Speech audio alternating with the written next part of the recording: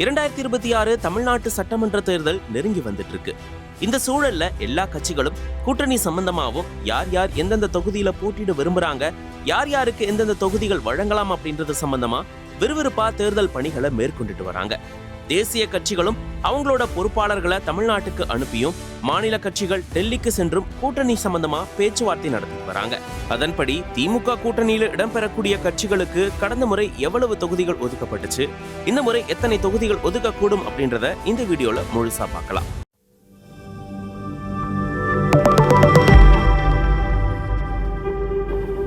திமுக கூட்டணியில தற்போதைய நிலவரப்படி கிட்டத்தட்ட 9 கட்சிகள் இடம்பெற்றிருக்கு.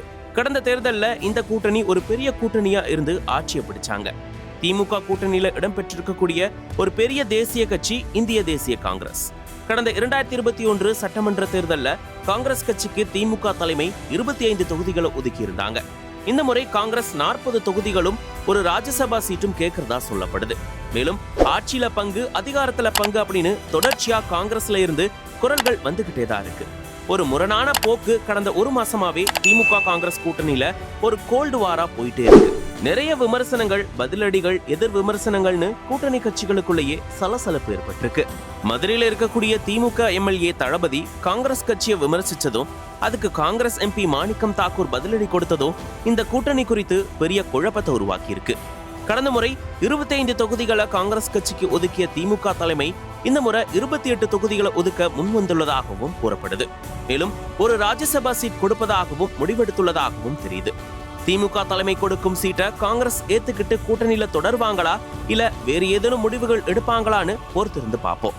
திமுக கூட்டணியில விசிக கடந்த முறை 6 தொகுதிகள்ல போட்டிட்டாங்க. இந்த முறை இரட்டை இலக்கத்தை முன் வச்சுட்டு வராங்க.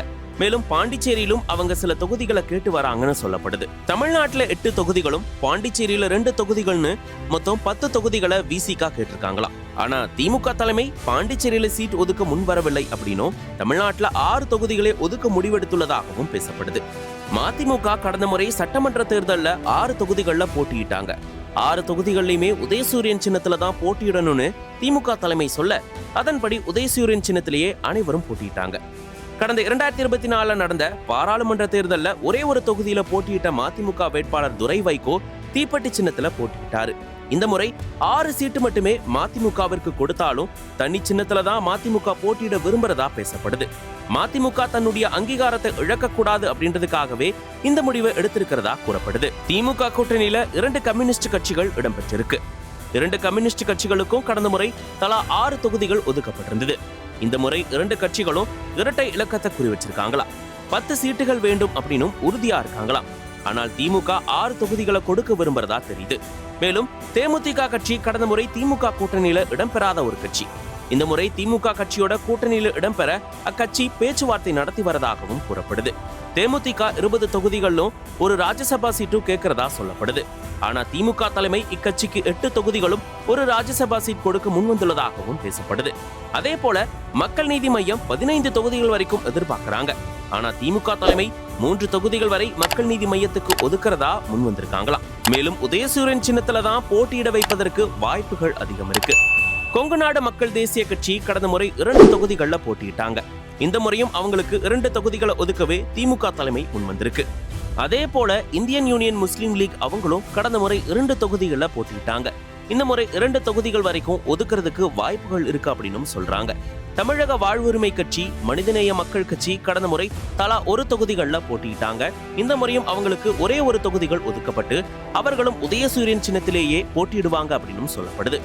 2021 சட்டமன்ற தேர்தலுக்கு அப்புறமா நிறைய பேர் அதிமுகவிலிருந்து திமுக இணைஞ்சிருக்காங்க.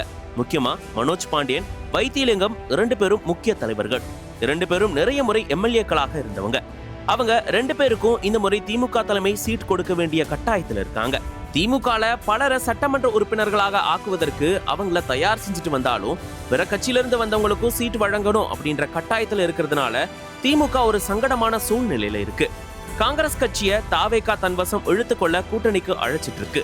காங்கிரஸ் தலைமை என்ன முடிவெடுக்கும் அப்படின்றதையும், திமுக தலைமை எப்படி காங்கிரஸை சமரசம் செஞ்சு தங்களுடைய வசம் வச்சுக்கிறாங்க அப்படின்றதையும் பொறுத்திருந்து தான் பார்க்கணும்.